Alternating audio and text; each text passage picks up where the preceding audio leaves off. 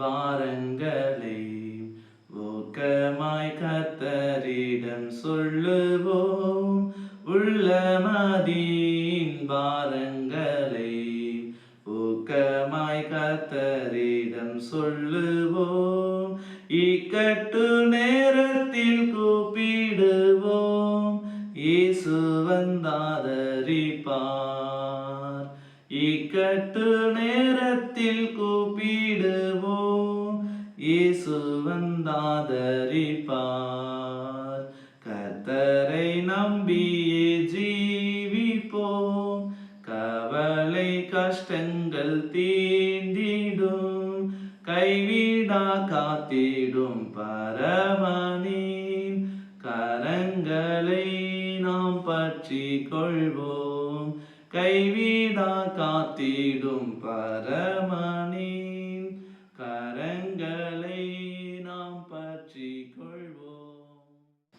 திருத்துவ கடவுளின் நாமத்தினால் நாம் அனைவருக்கும் கிருபையும் சமாதானம் உண்டாவதாக. ஆமென். இந்த ஜெப தியான வேலையில் வந்திருக்கும் கடவுள் ஆஸ்வதிப்பார். கடவுள் உலகத்தை படைக்கும் பொழுது வாயின் வார்த்தையினாலே படைக்கிறார். கடவுள் வாயினால வார்த்தையினால சொல்ல சொல்ல உலகம் சிருஷ்டிக்கப்பட்டது. இது உண்மை, கட்டுக்கதை அல்ல. அப்போ கடவுளுடைய வார்த்தைக்கு வல்லமை இருக்கிறது, கடவுளுடைய வார்த்தைக்கு மகத்துவம் இருக்கிறது. அவருடைய படைப்பின் மகுடமாகிய மனிதனுக்கு பலத்தை கொடுக்கிறது. எனவே அந்த வார்த்தையை நாம் விசுவாசித்து, அந்த வார்த்தையானவரை நாம் நம்பிக்கை வைத்து அவருக்குள்ளாக நாம் நிலைத்திருக்கிற பொழுது எல்லாவற்றிலும் நமக்கு வெற்றி நிச்சயமாக உண்டு. அதான் ஏசானவன் சொல்றாரு, கடுகள விசுவாசத்தோடு ஒரு மலையை பெயர்ந்து சமுத்திரில விழி என்றாலும் அது பெயர்ந்து போய் விழும் என்று சொல்கிறார். அந்த இடத்துல பார்க்கும்போது ரெண்டு காரியம், ஒண்ணு வார்த்தை, இரண்டாவது விசுவாசம். விசுவாசத்தோடு அந்த வார்த்தையை நாம் சொல்லுகிற பொழுது மனுஷிக வார்த்தையில மாறாக கடவுளுடைய வார்த்தை, அவருடைய வார்த்தையை நாம் சொல்லுகிற பொழுது நம்மால் எல்லாவற்றையும் செய்து முடிக்க முடியும்.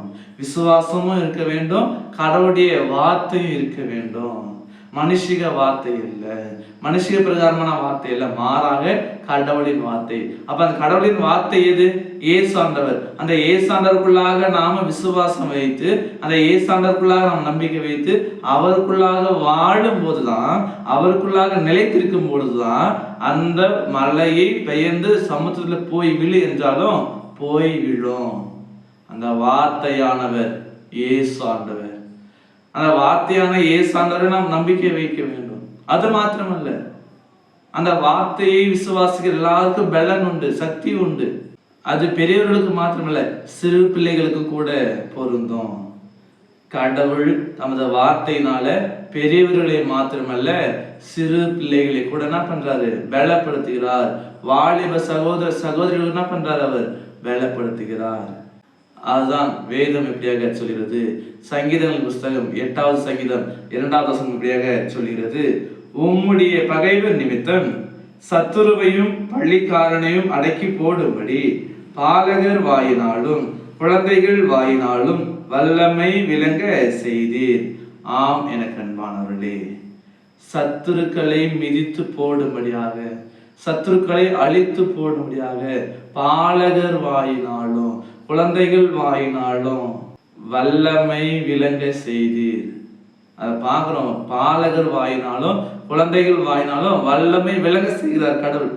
அப்போ வாயிலிருந்து எது வருது என்றால் வார்த்தை. அந்த வார்த்தை யாருடைய வார்த்தையா இருக்க வேண்டும்? கடவுளுடைய வார்த்தை. அந்த கடவுளுடைய வார்த்தை பிள்ளைகள், சிறு பிள்ளைகள், பாலகர்கள் வாயிலிருந்து வந்தாலும் கூட அதுல கூட இருக்குது வல்லமை நிறைந்திருக்கிறது. அதுல கூட என்ன இருக்குது? வல்லமை சம்பூர்ணமாய் இருக்கிறது. ஆம் எனக்கு அன்பானவர்களே, இந்த நேரத்துல வந்திருக்கும் பொழுது கடவுளுடைய வார்த்தையில நாம் நிலைத்திருப்போம். கடவுளுடைய வார்த்தை நமக்குள்ளாக நாம வைத்துக் கொள்ளுவோம். கடவுளுடைய வார்த்தை நம்மை பலப்படுத்துகிறது. கடவுளுடைய வார்த்தையின் வழியாக நாம் செய்கிற பொழுது, கடவுளுடைய வார்த்தையை நாம் விசுவாசிக்கும் பொழுது, அந்த வார்த்தையின் வழியாக கடவுள் தமது வல்லமை விளங்க செய்ய வல்லவராக இருக்கிறார். அந்த விசுவாசத்தோடு தொடர்ந்து நாம் நம்முடைய நம்பிக்கையின் வாழ்வை வாழ தூய ஆவியானவர் தாமே நம் அனைவரும் பலப்படுத்தி வளர்த்தி காப்பாராக. ஆமீன். எல்லாவற்றுக்கும் மேலான தெய்வீக சமாதானம் உங்கள் இருதயங்களையும் சிந்தைகளையும் கிறிஸ்து இயேசுக்குள் காத்துக்கொள்வாராக. ஆமீன். யாவரும் கண்களை மூடி நாம் ஜெபிப்போம். எங்களை நேசிக்கிற அன்புலம் கொண்ட பிதாவே, இந்த ஆசீர்வாதம் இந்த வேலைக்காக நாம் நன்றி படைக்கிறோம். இந்த காணொலி வழியாக நாங்கள் உண்மை நோக்கி பார்ப்பதற்கு, உம்முடைய வார்த்தையை தியானிப்பதற்கு நீர் பார்க்கின கிருபைகளுக்காக நன்றி. நாங்கள் கேட்ட உம்முடைய வார்த்தையின் பிரகாரமாக உம்முடைய வார்த்தையில வல்லமை உண்டு, உம்முடைய வார்த்தையில மகத்துவம் உண்டு சுவாமி. அப்படியாக நாங்கள் உம்முடைய வார்த்தையில நிலைத்திருப்பதற்கு, உம்முடைய வார்த்தையை நாங்கள் பற்றிக் கொள்வதற்கு, வார்த்தையாகிய இயேசு ஆண்டவர்களாக நம்பிக்கை வைத்து விசுவாசம் வைத்து அவர் கொடுக்கிற மீட்பின் வாழ்வை பெற்றுக்கொண்டு நிலையான ஆசீர்வாதமான ஒரு வாழ்வை வாழ நீர் எங்களை உதவி செய்ய வேண்டுமா நாங்கள் ஜெபிக்கிறோம். இந்த வேலையிலே யாரெல்லாம் பலவீனத்தோடு சுகவீனத்தோடு இருக்கிறார்களோ எல்லாருடைய பலவீனங்களை சுகவீனங்களை நீர் மாற்றிவிட வேண்டுமா நாங்கள் ஜெபிக்கிறோம்.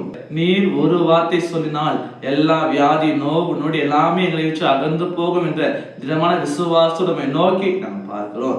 யாரெல்லாம் பலவீனத்தோடு இருக்கிறார்களோ எல்லாருடைய பலவீனங்களை நீர் மாற்றி போடும், எல்லாருக்கும் பரிபூர்ண சுகத்தை கொடுத்து காத்து நடத்தி ஆசிரிக்க வேண்டுமாய் இயேசு ஜெபிக்கிறோம் அன்பின் பிதாவே.